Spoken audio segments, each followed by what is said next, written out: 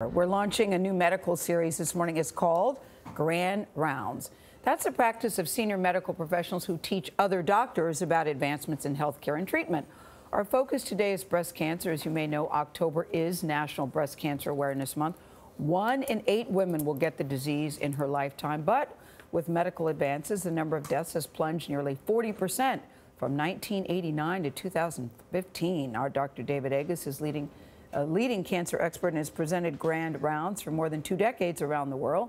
He leads the University of Southern California's Westside Cancer Center. Joins us at the table. Good to see you always. You too. 2 decades makes me sound old. No, it just makes you sound like an expert. Yeah. That's what I think it makes you sound like. You know your stuff. But it's great to hear that there's a drop in the rates. Why? It's pretty amazing, right? I mean, all of a sudden it's dropping. We're screening. People are getting mammograms like they should. And we're also getting better at treating it. So early breast cancer, when you take it out and then give certain treatments, you can dramatically reduce the rates of recurrence. And that's equaling more people surviving this horrible disease. What about new treatments? What are some of the most exciting new treatments that are out there? It's a wild time for doing what we do, is that now when a person is diagnosed, we can look at the genes and basically see the on and the off switches, and we can target them. So we call that molecularly targeted therapy. And it's out there and it's working and saving lives. And then the newest form is called immunotherapy, which is blocking the don't eat me signal that's on the cancer and allowing the patient's own immune cells to attack the cancer. Both of those are making people live longer and better. What percentage of breast cancers are hereditary?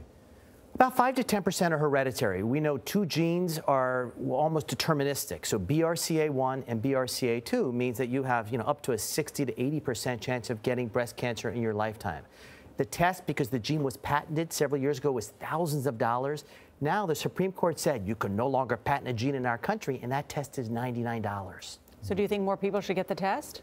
To me, it's a no-brainer, right? I mean, you don't get false positives with this test, but knowledge is power, and knowing what to do. And when Angelina Jolie very, heroically said, "I have the faulty gene," it really opened the doors to say it's okay to actually look and to talk about it. Besides skin cancer, it's one of the most diagnosed cancers. Why is that? It's a great question, right? You have a lot of muscle in your body, and yet your breasts are a small fraction of that, and yet 1 in 8 women get breast cancer. And so we don't know is the true answer, but the lobules that make milk, they can get cancer. And we start to see it go increase decade by decade. So in the 20s, it's rare. Going up to the 70s, where it gets much more common. But this is a disease where we know early detection matters.